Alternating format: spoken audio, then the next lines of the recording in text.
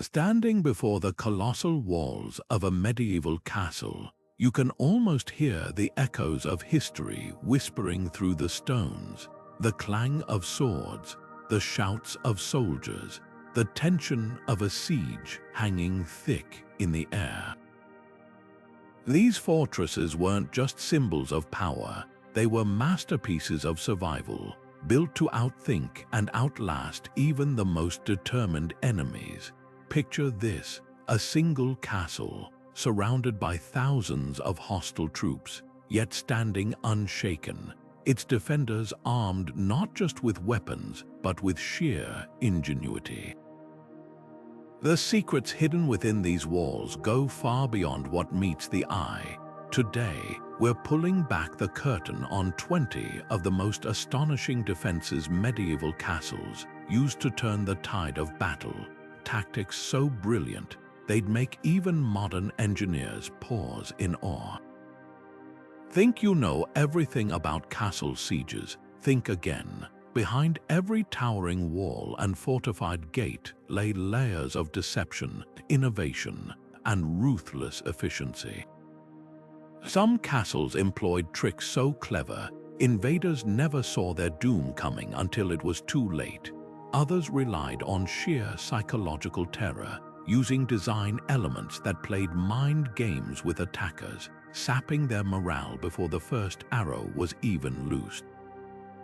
From murder holes raining death from above to labyrinthine passages designed to confuse and trap, these were no ordinary buildings. They were chessboards where every stone was a calculated move, and the stakes were life or death.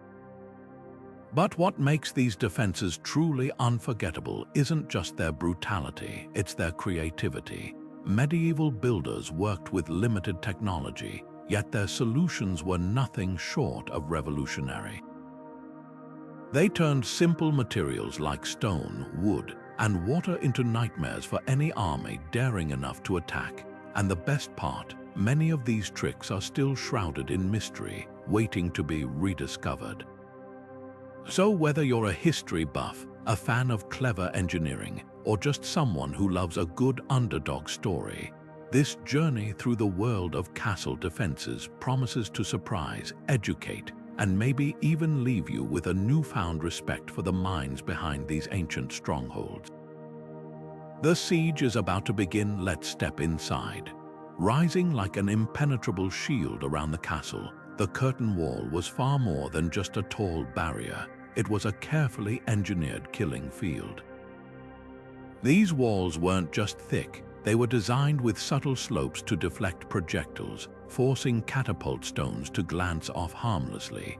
Walkways along the top, called battlements, gave defenders a deadly advantage with their alternating high and low sections. The higher merlons provided cover while archers fired through the lower embrasures, turning every inch of the wall into a lethal firing position. But the real terror came from the wooden hoardings jutting out overhead. Picture attackers below, shields raised against arrows, only to have trapdoors swing open above them, pouring down scalding water, burning tar, or even quicklime that could blind and choke. Some castles took it further, embedding sharpened stakes or iron hooks into the stonework to snag ladders and ropes, sending climbers plummeting. And let's not forget the psychological warfare. Many walls were built with intentional optical illusions, their uneven surfaces and shadows making them appear even taller and more daunting to exhausted troops below. This wasn't just a wall, it was a gauntlet where every step forward could be your last. If the curtain wall was the castle's armored fist, the moat was its cunning trap, a silent guardian that turned the very ground beneath invaders' feet into a death trap. Far from the picturesque ponds we imagine today, these trenches were engineered nightmares designed to exploit every weakness in an attacker's strategy. Water-filled moats didn't just block access, they rendered siege towers useless, forcing armies to build cumbersome bridges under a hail of arrows. But the real genius lay in their versatility. Some castles opted for dry moats, their steep slopes lined with hidden pits and sharpened stakes, turning a simple ditch into a bone-breaking obstacle course. Others took a more gruesome approach, filling moats with sewage or rotting carcasses, a putrid barrier that could infect wounds or poison water supplies, demoralizing troops before combat even began. Then there were the psychological tricks. A shimmering moat might look shallow but wade in, and you'd plunge into unseen depths weighed down by armor. Some castles built false bottoms or trapped currents to drag swimmers under, while others lined the banks with caltrops, spiked metal contraptions that pierced boots and shredded flesh. And for those who thought they could outsmart the moat by tunneling beneath it, think again. Engineers angled moat walls to collapse tunnels, burying sappers alive. The moat wasn't just a barrier, it was a chess move, forcing attackers to waste time, resources, and lives, all while defenders watched, waited, and prepared to strike. The gatehouse wasn't just an entrance, it was a carefully crafted slaughterhouse disguised as a doorway. While attackers might have celebrated breaching the outer wall, their triumph was short-lived. The moment they charged through, they'd find themselves squeezed into a narrow passage, flanked by towering walls and staring down not one, but multiple iron portcullises. These heavy grated gates, often tipped with spikes, could drop like guillotines with a single pull of a lever, splitting advancing forces and leaving them trapped in a deadly bottleneck. But the real horror came from above. Murder holes dotted the ceiling like sinister skylights, turning the passageway into a shooting gallery. Defenders rained down arrows, rocks, or worse, boiling oil or water that seeped through armor, cooking men alive inside their own steel.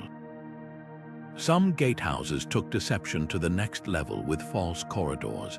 Invaders who thought they'd broken through might suddenly find the path twisting sharply, forcing them into a cramped kill zone where they couldn't even raise their weapons.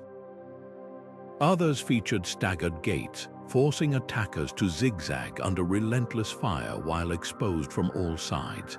And if they somehow survived that, the final gate often opened into a courtyard lined with archers, a place where the castle's defenders could surround and annihilate anyone who made it that far. But perhaps the cruelest trick was psychological. Many gatehouses were designed to look deceptively vulnerable, luring overconfident commanders into funneling their best troops into a meat grinder. By the time they realized their mistake, retreat was impossible. The chaos of battle would crush those trying to flee back through the same hellish passage. The gatehouse wasn't just a barrier, it was a masterclass in misdirection, proving that sometimes the most dangerous doors are the ones you're invited to break down. The drawbridge might look like a simple wooden pathway, but in the hands of medieval engineers it became a deadly game of trust, one attackers always lost. Far from just being raised to block entry, these bridges were masterpieces of deception. Imagine charging across what seems like solid wood, only to hear a sickening crack as hidden mechanisms give way beneath your feet. Some drawbridges were built with deliberate weak points, designed to collapse under the weight of a fully armored assault, sending knights crashing into spike-lined pits or the murky depths of the moat below.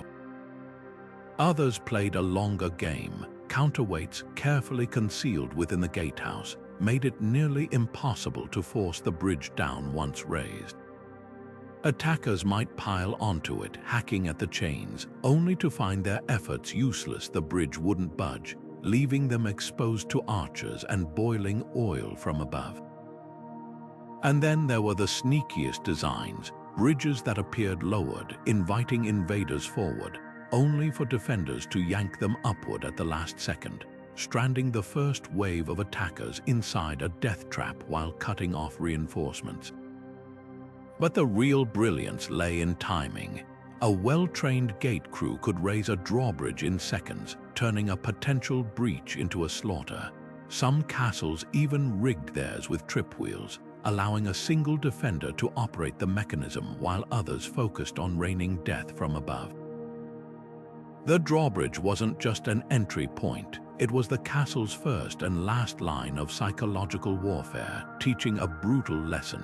In a siege, even the ground beneath your feet could betray you. Murder holes were the medieval castle's version of a nightmare you couldn't wake up from. Small, unassuming openings that transformed tight corridors into inescapable death traps. Picture this: armored soldiers shoulder to shoulder in a dim passage, their shields raised against arrows from the front, only to hear a sudden clatter above as hidden hatches swung open. In an instant, the air filled with the hiss of boiling water, the thud of jagged rocks, or the choking cloud of quicklime dust that burned lungs and blinded eyes. These weren't just random acts of violence, they were calculated strikes designed to exploit every weakness in an invader's advance. The true genius of murder holes lay in their simplicity. Positioned at choke points like gatehouse corridors or spiral staircases, they forced attackers into a brutal dilemma: push forward under a rain of death or retreat into the chaos of their own panicked ranks. Some castles took cruelty to the next level, pouring down heated sand that seeped into armor seams, scorching skin and fusing metal to flesh. Others used weighted poles thrust through the holes to knock ladders from siege towers, sending climbers tumbling. And then there were the psychological tricks. Defenders might drop empty buckets first, the echoing clang sending invaders diving for cover, only to strike moments later when their guards were down. But perhaps the most terrifying aspect: murder holes were invisible until it was too late. From the outside, they blended seamlessly into the stonework, giving no warning of the horror waiting above. Even if attackers knew they were coming, there was no defense. No shield could cover every angle, no armor could withstand molten lead. These unassuming gaps in the ceiling weren't just weapons, they were a reminder that in a medieval siege, even the walls themselves could decide who lived and who died. If the gatehouse was the castle's steel trap, the Barbican was its venomous fang, a standalone fortress designed to lure attackers into a maze of despair. This freestanding death funnel stood just beyond the main gate, masquerading as a vulnerable target while hiding layers of calculated cruelty. Picture a narrow stone corridor, barely wide enough for two armored men to walk abreast, twisting like a serpent under the shadow of towering walls. Every step forward meant exposing your flank to arrow slits on both sides, while murder holes above rained down death on those who hesitated. Some Barbicans took psychological warfare to artful extremes, with deliberately confusing layouts. Invaders might round a corner only to face a solid wall, a dead end forcing them to turn back under a fresh volley of crossbow bolts. Others featured staggered gates that opened one at a time, like a sadistic game of chance, letting small groups through only to trap them between iron portcullises where defenders could pick them off at leisure. But the real genius: Barbicans were often built slightly lower than the main walls, creating an illusion of weakness that tempted enemy commanders to commit their best troops early. By the time attackers realized they'd been herded into a slaughter chute, retreat was impossible. The press of their own advancing forces would block any escape. And for those who miraculously survived, the Barbican's final exit didn't lead to victory, but to the castle's main gatehouse, where a fresh gauntlet of horrors awaited. This wasn't just a defensive structure, it was a predator in stone form, patient, cunning, and always hungry. From the outside, arrow slits looked like nothing more than thin cracks in the stone, but these unassuming gaps were death dealers in disguise. Precision carved into castle walls at carefully calculated angles, they transformed every archer into an untouchable specter of war. The genius wasn't just in their narrow width, it was in the way they funneled destruction outward while shielding defenders completely. Picture an attacker staring up at a towering wall, seeing no visible enemy, only to suddenly watch his comrades drop from invisible arrows with no way to strike back. The real magic lay in the geometry. Most slits flared inward like a funnel, giving archers a wide field of fire while reducing their exposure to a sliver. Some castles took it further with horizontal crosscuts, creating cruciform openings that let crossbowmen pivot smoothly for deadly accurate shots without ever leaving cover. And the psychological toll was brutal. Charging troops knew they were being picked off by unseen killers, their own arrows uselessly clattering against stone. But the most ingenious designs played with light and shadow. Deep recesses inside the slits kept archers shrouded in darkness, making it impossible for attackers to spot them until it was too late. Some castles even positioned slits at staggered heights, forcing enemies to dodge fire coming from unpredictable directions. And in a siege where every arrow counted, these slits turned defenders into conservationists, wasting no shots while enemy quivers emptied fruitlessly against unyielding stone. Yet the true testament to their brilliance, arrow slits evolved.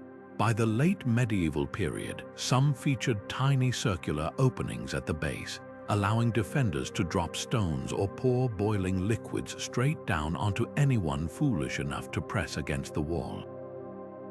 What began as a simple loophole became a multi-layered instrument of death proof that in castle warfare, even the smallest detail could tilt the scales between victory and slaughter. Machicolations weren't just architectural flourishes, they were the castle's way of turning gravity into a weapon. These stone projections, jutting out from the tops of walls like the teeth of some monstrous beast, transformed every ledge into a platform for carnage. Imagine scaling a siege ladder, fingers gripping the rungs, only to look up and see shadowy figures leaning over a gap-toothed edge, heaving a cauldron of boiling oil directly toward you. There was no dodging, no blocking, just the horrifying realization that death was falling straight down. But the true brilliance of Machicolations lay in their versatility. Some were designed as continuous galleries, allowing defenders to move freely while dropping anything from jagged rocks to bundles of burning straw. Others featured individual openings spaced like traps, forcing attackers to weave a deadly obstacle course as they tried to breach the walls. And then there were the psychological touches. Defenders might first toss down empty barrels, the thunderous crash sending invaders scrambling before the real barrage began. What made these structures so devastating was their precision. Unlike arrow slits or murder holes, Machicolations gave defenders a clear vertical line of sight, letting them time their attacks with chilling accuracy. A well-placed boulder could crush a siege engine's wheel. A well-aimed pour of quicklime could blind an entire assault team.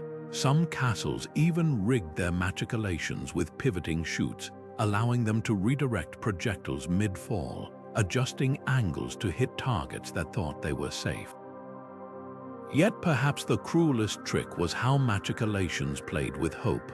Attackers who managed to reach the base of the wall often believed they'd found temporary shelter, only to discover the overhanging stones made them sitting ducks. There was no cover, no retreat, just the sky opening up above them in a storm of fire and stone. And for those who survived, the memory of that relentless hail from above lingered long after the battle, a lesson written in blood. In the shadow of a castle's walls, even the air itself could turn against you. While the main gates drew all the attention, the castle's true lifeline often lay in its most overlooked feature, the postern gate. Tucked away behind ivy-choked walls or disguised as part of the rugged stonework, these hidden passages were the ultimate trump card in a defender's playbook. Imagine an invading army, confident they've sealed off every exit, only to have a strike force materialize from nowhere at their rear, cutting supply lines or torching siege engines under cover of darkness. The element of surprise was everything, and postern gates delivered it with ruthless efficiency. Some were masterclasses in camouflage, built into the base of towers where shadows masked their outlines, or hidden beneath wooden platforms that looked like permanent fixtures. Others exploited natural terrain, with gates opening onto steep cliffs or riverbanks, places attackers wouldn't think to guard. A favorite trick, constructing them near noisy waterfalls or smithies, where the constant clamor drowned out the creak of hinges as defenders slipped in and out. But their real power lay in versatility. In peacetime, posterns allowed discreet comings and goings for messengers or hunters. During a siege, they transformed into escape routes for civilians or channels for reinforcements. The most cunning designs even included secondary traps, false exits that led invaders into dead-end courtyards where archers waited. And when the tide of battle turned, these gates became a last resort, letting key defenders vanish like ghosts, leaving attackers to storm an eerily empty castle. What made posterns truly terrifying wasn't just their secrecy, it was the psychological toll. Invaders never knew if the ground they stood on might suddenly give way to a flood of fresh troops. Every quiet corner of the battlefield became a potential ambush point, every lull in combat a prelude to chaos. Because in the end, the greatest advantage a castle could wield wasn't just thick walls or towering height, it was the ability to strike unseen, then disappear without a trace. Perched high atop windswept cliffs or looming over the landscape from man-made mounds, medieval castles didn't just occupy high ground, they weaponized it. That dizzying climb toward the walls wasn't just a physical challenge. It was a psychological gauntlet, meticulously designed to erode an invader's will long before swords clashed. Picture an army already exhausted from miles of marching, staring up at a fortress that seemed to scrape the clouds. Every step forward meant trudging uphill under the weight of armor, dodging arrows, while the castle's shadow stretched ominously over them like a predator sizing up its prey. The elevation wasn't just about vantage points, it was about dominance. A castle on a hill forced attackers to fight gravity as much as defenders, their siege towers and battering rams becoming nearly impossible to maneuver on steep, uneven terrain. Even something as simple as hauling water uphill became a Herculean task, leaving troops parched and demoralized under the summer sun, and for those who dared to scale the slopes. The higher they climbed, the more exposed they became, with defenders gleefully rolling boulders or unleashing volleys of arrows straight down into their unshielded backs. But the real mastery lay in the illusion of invincibility. A towering fortress played tricks on the mind, making walls appear thicker, gates more impenetrable, and defenders more numerous than they truly were. Commanders at the base of the hill couldn't see the castle's weak points, only an unbroken silhouette against the sky, a silent taunt. Some sieges collapsed before they began, not because the castle was unconquerable, but because the mere sight of it sapped an army's courage. After all, why bleed for a prize that seemed touched by the gods themselves? And then there were the soundscapes of height, a chilling bonus few invaders anticipated. Wind howling around the battlements amplified the screams of the wounded, while defenders' shouts echoed like thunder from above. Drums pounded louder, horns blared sharper, and even the creak of the castle's gates carried an unnatural weight, as if the very mountain were growling in warning. This wasn't just warfare, it was theater staged on a slope where every advantage belonged to the house. Yet perhaps the cruelest twist, many of these elevations were artificial. Ingenious builders piled earth into steep mounds called moats, turning flat ground into a fortress overnight. Attackers would arrive to find a brand new hill where none existed before, a brutal reminder that in medieval warfare, even the earth itself could be reshaped into a weapon. So while height offered clear tactical benefits, clean sightlines for archers, natural drainage to prevent flooding, its greatest power remained intangible. It wasn't just about seeing farther, it was about making invaders feel smaller, weaker, and utterly outmatched before a single drop of blood was spilled. When the outer walls crumbled and invaders flooded the courtyard, the defenders' last hope rose defiantly from the castle's heart. The keep, this towering stronghold, wasn't just a final refuge, it was a meticulously designed death trap for anyone foolish enough to storm it. Thicker walls than the castle itself, often reinforced with layers of rubble-packed cavity construction, could shrug off battering rams for weeks. Entry points were so scarce that attacking forces might circle the entire structure, searching in vain for a weak spot. Some keeps had only a single door, accessible solely by a narrow staircase that could be demolished with a few well-placed hammer blows. Inside, the keep unfolded like a deadly puzzle. Spiral staircases twisted clockwise, forcing ascending attackers to expose their unshielded right sides, while defenders above struck downward with lethal advantage. Every corridor narrowed at choke points, creating bottlenecks where a handful of armored knights could hold off entire battalions, and if the siege dragged on. The keep's private well and stockpiled provisions meant defenders could outlast months of encirclement, watching from arrow slits as the invaders' supplies dwindled and morale collapsed. Some keeps took psychological warfare to brutal extremes. At Rochester Castle, defenders retreated to the keep's upper floors after the lower walls were mined, only for the attackers to light pig fat beneath the foundations, superheating the stone until the entire corner tower collapsed in a roaring inferno. Yet even then, the surviving defenders held out, eating their dwindling supplies of salted horse meat while negotiating surrender from a position of shocking resilience. Other keeps featured suicide stairs, sections deliberately built with uneven steps to trip up charging enemies mid-assault, sending them tumbling onto their comrades' blades in the chaos. Perhaps the most ingenious keeps were those that appeared vulnerable. Conisbrough Castle's cylindrical design looked sleek and modern until attackers realized its curved walls deflected projectiles like a shield, while the 6 massive buttresses acted as natural barriers, fracturing assault forces into isolated groups. Or Dover's Keep, where the ground floor entrance opened into a vaulted hall with murder holes concealed in the decorative ceiling, roses a killing field disguised as a grand reception area. The keep's ultimate power wasn't just in its physical defenses, but in the crushing realization it forced upon attackers.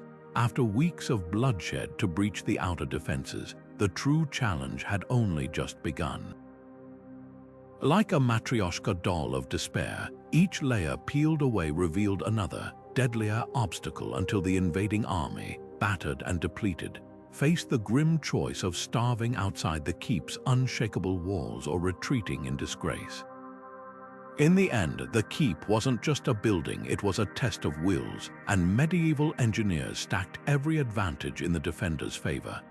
The night air over the castle walls would suddenly ignite with an otherworldly glow as defenders unleashed Greek fire, a weapon so terrifying it blurred the line between science and sorcery. This sticky, flammable liquid wasn't just fire, it was a living nightmare that defied every known tactic of medieval warfare. Imagine the horror of watching a pot shatter at your feet, only for the flames to surge upward, clinging to armor and skin like liquid agony. Even water offered no escape. Greek fire burned fiercer when doused, turning moats into infernos and sending attackers leaping into the flames to end their suffering. The secret of its recipe was guarded more fiercely than crown jewels. Historians believe it combined naphtha, quicklime, and other mysterious ingredients, creating a concoction that could be hurled in clay grenades or, more devastatingly, sprayed from pressurized bronze tubes mounted on castle walls. These ancient flamethrowers could arc streams of fire dozens of feet, igniting siege towers and scorching entire battalions in seconds. At sea, Byzantine ships used it to annihilate fleets, but on land, castles adapted the technology into handheld siphons, allowing defenders to turn stairwells and gatehouses into charnel houses. What made Greek fire truly psychological was its unpredictability. Some accounts describe it roaring back to life hours after being extinguished, while others tell of smoke so toxic it suffocated men in their helmets. Defenders often paired it with pitch or oil, creating layered fires that burned at different temperatures, ensuring no single countermeasure could stop it. And the ultimate cruelty, the substance adhered to everything wood, metal, flesh, forcing attackers to choose between abandoning their gear or burning alive. Yet its greatest power lay in myth. The mere rumor of Greek fire stockpiles could deter sieges before they began. Some castles built fake siphons just to watch invaders retreat at the sight of them. Others staged nighttime demonstrations, catapulting pots of ordinary flame into distant fields to simulate its unstoppable spread. In an era where fear was as potent as steel, Greek fire wasn't just a weapon, it was theater, alchemy, and raw psychological domination rolled into one. And for the few who survived its touch, they carried stories that turned this terrifying substance into legend, ensuring its reputation outlasted even the castles that wielded it. Hollywood would have you believe medieval castles rained boiling oil on invaders like some grotesque kitchen nightmare, but the truth is far more terrifying and far less wasteful. While oil existed as a luxury item, defenders preferred cheaper, crueler alternatives that turned armor from protection into a torture device. Take hot sand, for example, heated until it glowed faintly in iron cauldrons, then poured through murder holes onto soldiers below. Unlike oil, which could be scraped off, sand trickled between chainmail links and plate joints, searing skin in places no blade could reach. Attackers would writhe, stripping off their own armor as the grains fused to their flesh, leaving them naked and vulnerable to arrows. Then there was water, simple, abundant, and devastating when boiled in castle kitchens and hauled up in leather buckets. Pouring it through arrow slits or machicolations created scalding waterfalls that filled helmets and boots, cooking men alive inside their metal shells. But the real masterpiece of misery, quicklime, this powdered limestone mixed with water in midair, created a chemical reaction so violent it could melt flesh or blind entire assault teams. Unlike oil, which burned out quickly, quicklime clung to skin and continued reacting, forcing victims to claw at their own faces as defenders reloaded for another volley. The brilliance of these alternatives wasn't just their affordability, it was their psychological impact. Oil might kill, but hot sand left men screaming for hours, their agony demoralizing comrades still scaling the walls. Boiling water required no rare ingredients, just time and fire, making it endlessly reusable during long sieges. And quicklime, its eerie hiss as it hit flesh became a sound attackers feared more than arrows because, unlike steel, chemistry showed no mercy. Yet the oil myth persists for a reason. It's visceral, cinematic. What films don't show are the castle stewards meticulously rationing precious fats for food and lamp fuel, or the fact that oil often splashed back onto defenders when poured from heights. Reality favored pragmatism over drama. Why waste a gallon of oil when a bucket of scalding moat water could achieve the same result? The lesson here isn't about what castles could do, it's about what they chose to do, turning everyday substances into instruments of calculated horror. Because in the end, the goal wasn't just to kill invaders, it was to make them regret ever approaching the walls in the first place. Beneath the looming shadow of castle walls, what appeared to be simple dry ditches were anything but innocent trenches. They were masterclasses in terrain manipulation, turning open ground into a tactical nightmare. Unlike water-filled moats, these sunken barriers played a different game.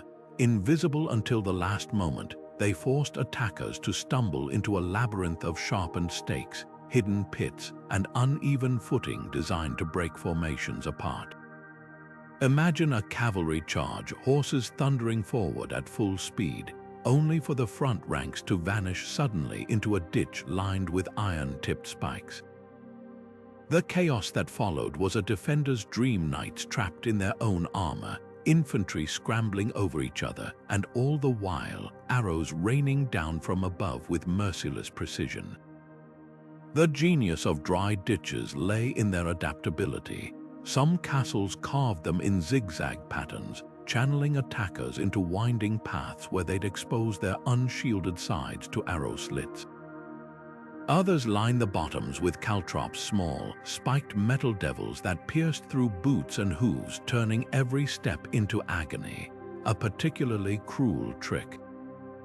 Covering ditches with thin layers of brushwood or straw, creating false floors that collapsed under the weight of armored troops. The moment the ground gave way, defenders would unleash volleys of crossbow bolts into the trapped mass below, turning what seemed like solid earth into a mass grave.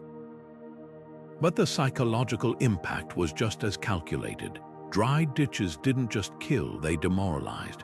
An army that expected to storm the walls suddenly found itself crawling through a gauntlet of hidden horrors, each ditch deeper and deadlier than the last.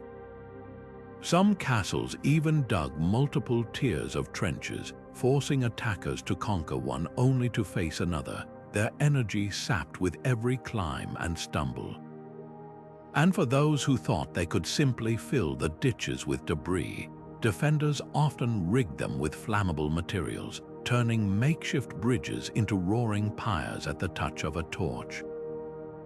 Perhaps the most infamous use of dry ditches came during the siege of Château-Gaillard, where French forces found themselves trapped in a network of hidden trenches while English archers picked them off like targets in a grotesque carnival game.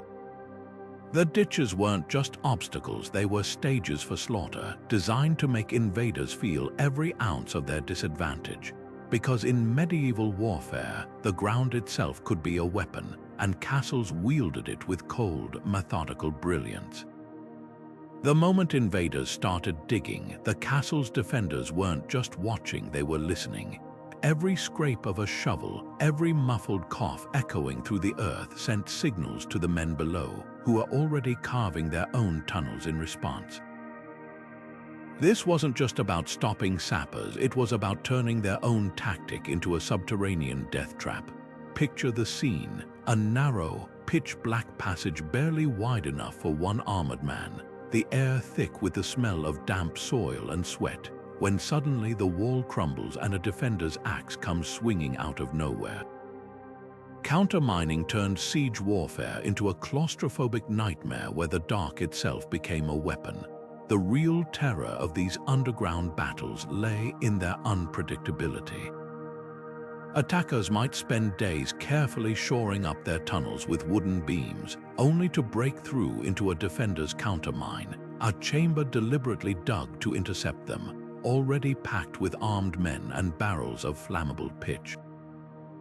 Some castles took psychological warfare to gruesome extremes, piping smoke or noxious fumes into enemy tunnels to drive sappers gasping back to the surface.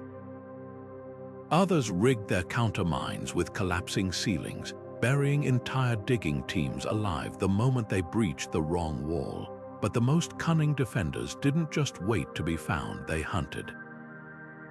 Skilled miners could track enemy sappers by sound, then dig diagonal passages to ambush them from the side or below. In the Siege of Rochester, King John's engineers intercepted a French tunnel not by blocking it, but by diverting it straight into a pre-dug pit filled with burning pig fat, a subterranean inferno that collapsed the entire passage in a roar of flames and screams. Yet the true brilliance of countermining wasn't just in the violence, it was in the silence. Unlike the chaos of battle above ground, these fights happened in utter darkness, where a single misstep could mean walking straight onto an enemy spear. Defenders often fought barefoot to feel vibrations in the earth, while attackers carried candles that betrayed their position with every flicker. The claustrophobic tension was unbearable. Men could hear their enemies breathing before they ever saw them, the scrape of a dagger being drawn echoing like thunder in the cramped space. And then there were the sounds that still haunt historical accounts, the wet thud of a pickaxe sinking into flesh instead of dirt, the gurgling cries of men drowning in tunnels suddenly flooded from above, or the eerie silence when a countermine collapsed, sealing fighters from both sides in a tomb of their own making.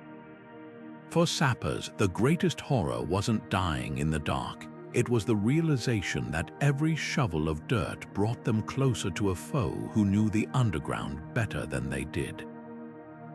Because in the end, castles didn't just defend the land they stood on, they claimed the earth beneath it, proving that nowhere, not even underground, was safe from a defender's wrath. Nothing shattered an invader's momentum faster than the cruel illusion of victory, and medieval castles perfected this psychological warfare with false weak points. These meticulously crafted flaws in the walls weren't accidents. They were bait designed to lure overconfident commanders into funneling their best troops straight into a slaughterhouse.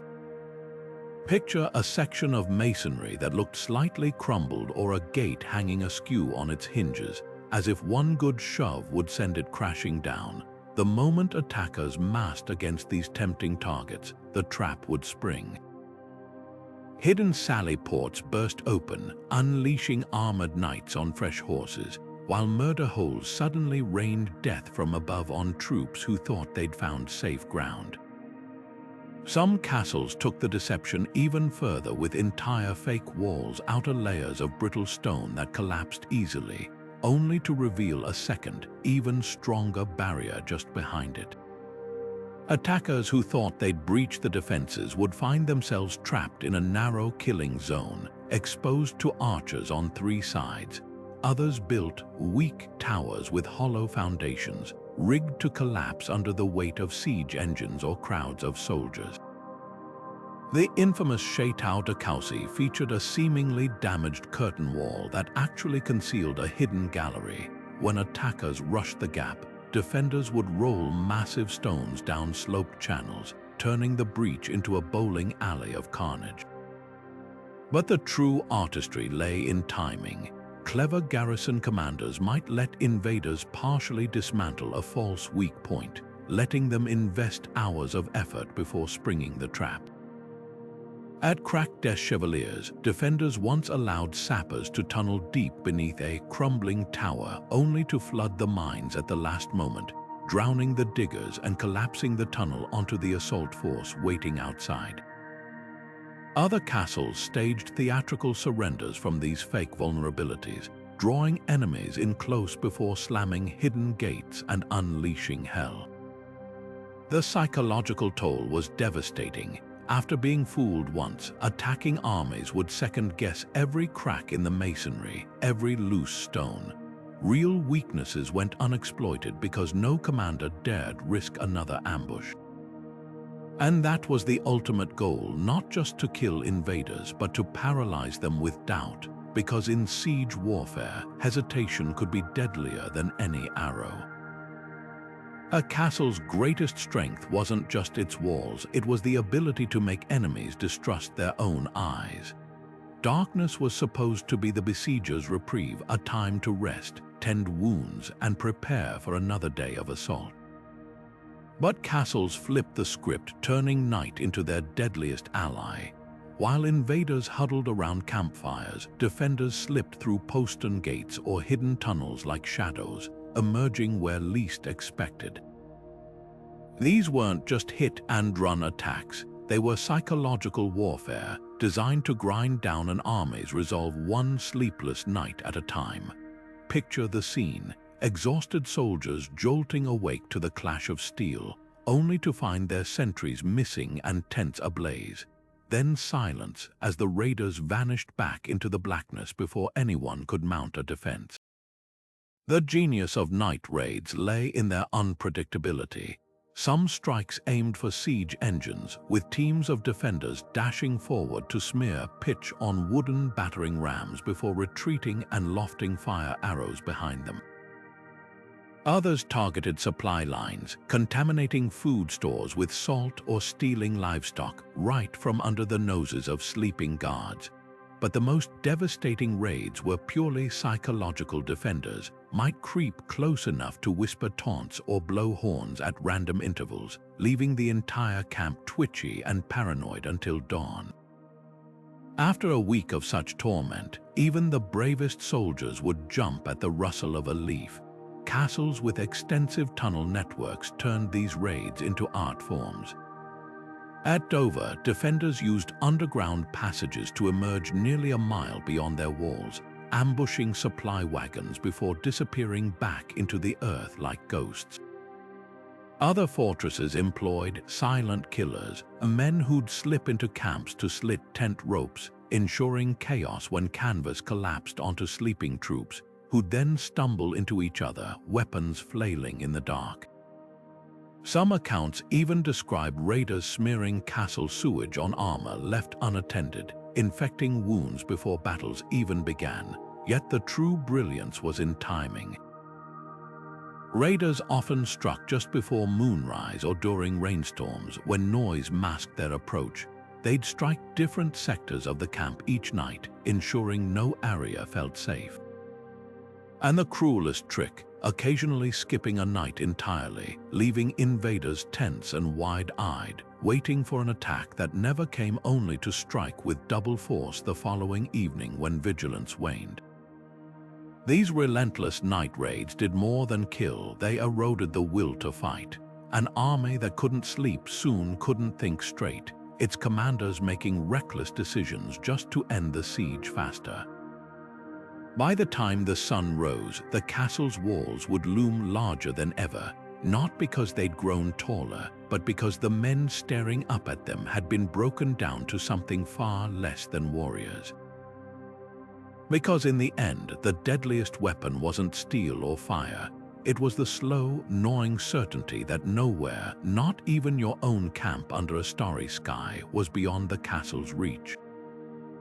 The most brilliant castles didn't just outfight their enemies, they outthought them, turning deception into an art form. Imagine an invading army, parched and starving after weeks of siege, suddenly spotting a herd of plump cattle grazing just outside the walls. The desperate rush to seize this bounty would end in bitter betrayal. Those animals were often sick or poisoned, left as bait to weaken attackers from within. This wasn't just trickery, it was psychological chess, where every move aimed to erode an enemy's resolve. Some fortresses staged elaborate theatrics to sell the illusion of vulnerability.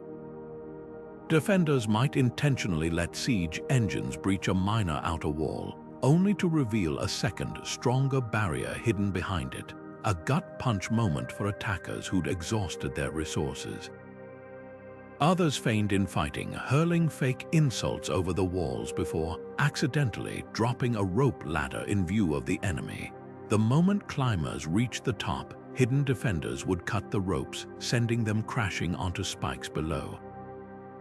But nothing matched the chilling impact of visual warfare.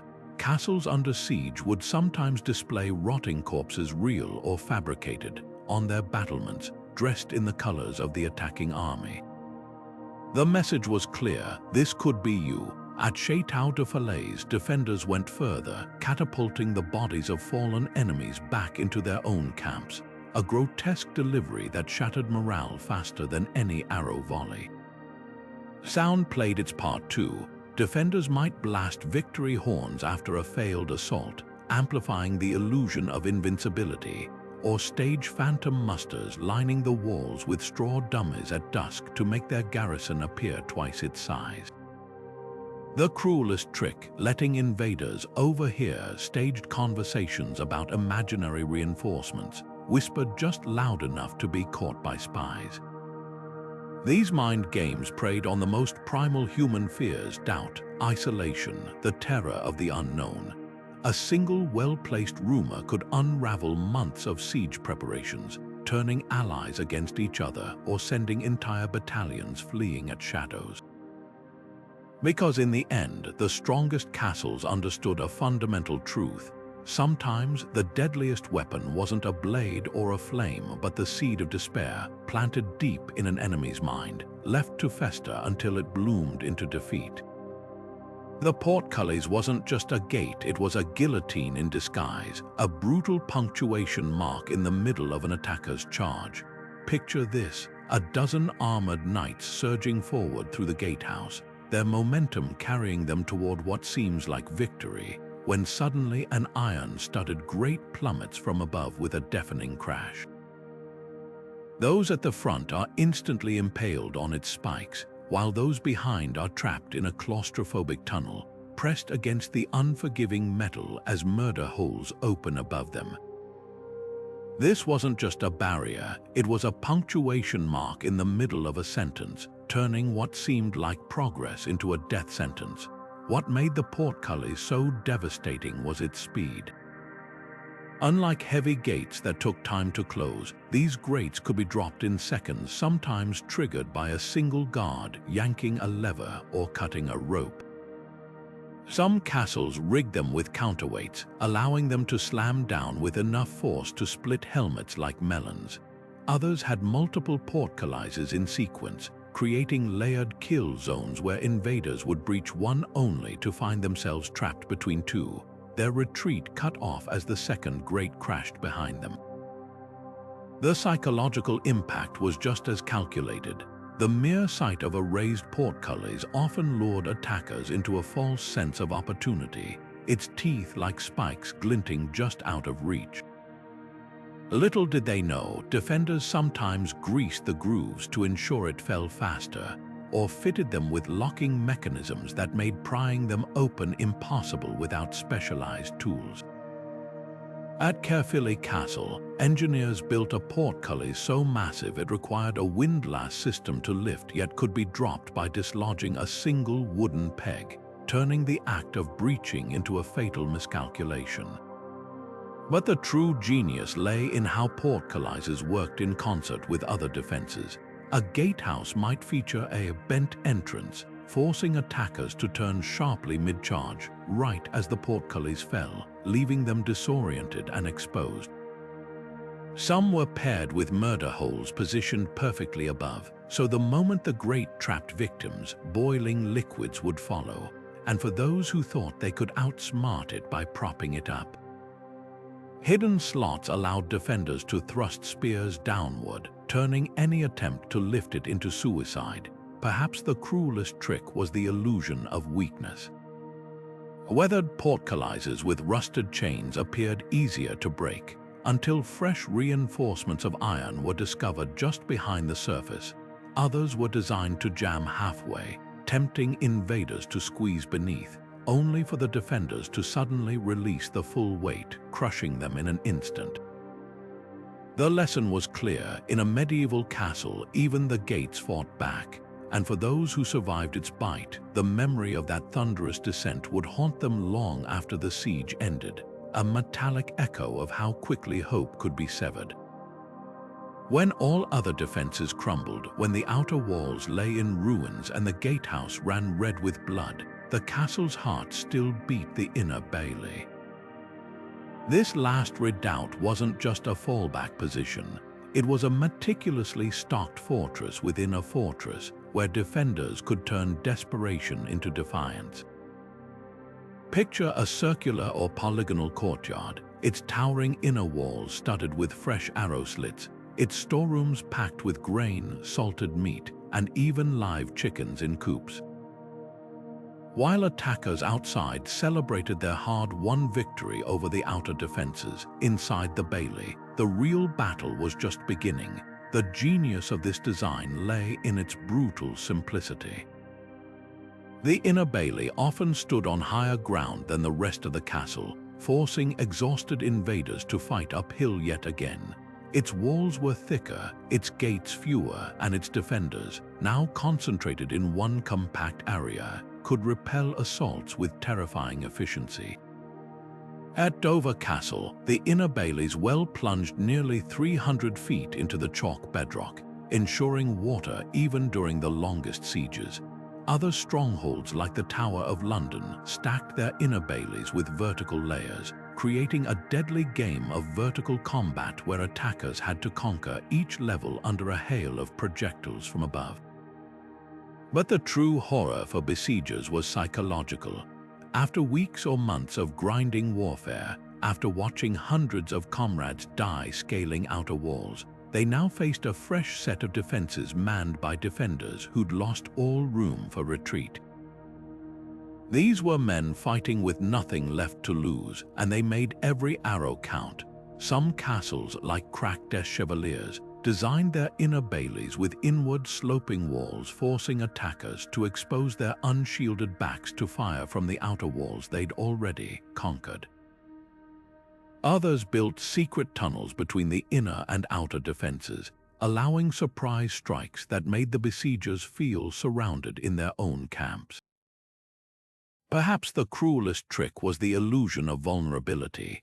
Commanders inside the bailey might stage fake arguments or send deserters claiming supplies were dwindling, only to reveal weeks later that their stores could last another year.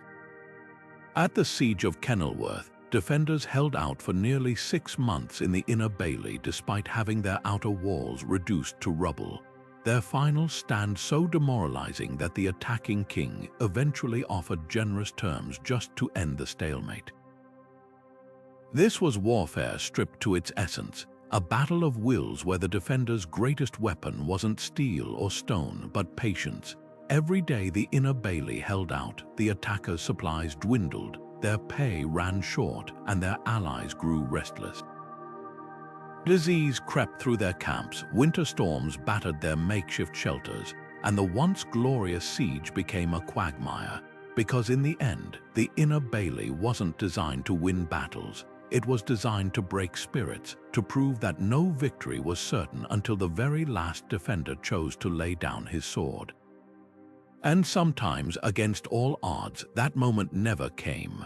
From towering walls that deflected catapult stones to hidden postern gates that turned defenders into ghosts, medieval castles stand as timeless testaments to human ingenuity under pressure. These weren't just fortresses, they were three-dimensional chessboards where every stone, every corridor, every shadow could mean the difference between survival and slaughter. The true brilliance lies not in any single defense, but in how they worked together. Moats that funneled attackers into kill zones, murder holes that turned ceilings into instruments of terror, and keeps that rose like unshakable sentinels long after outer walls crumbled. What's most astonishing isn't the violence of these strategies, but their creativity. Faced with limited technology, medieval engineers weaponized everything from geometry to psychology, using sloping walls to deceive the eye and starvation tactics to break the spirit. They understood that the best defense wasn't just stopping an enemy, it was making them question every step forward. Even now, walking through castle ruins, you can feel that lingering tension in the air, the whisper of arrows long since fired, the ghostly echo of portcullises slamming shut, the silent calculation in every narrow staircase and hidden murder hole. So which defense stands out as the most ingenious? Was it the boiling sand that turned armor into an oven, or the Barbican that lured armies into a stone throat? Perhaps the counterfeit weak points that played on human greed, or the inner baileys that turned last stands into victories. The beauty is there's no wrong answer, just layers of innovation waiting to be uncovered. If this journey through castle defenses has left you as awestruck as we are, smash that like button and share your thoughts below. History isn't just about dates and battles, it's about the clever, ruthless, and sometimes downright sneaky solutions our ancestors dreamed up when their backs were against the wall.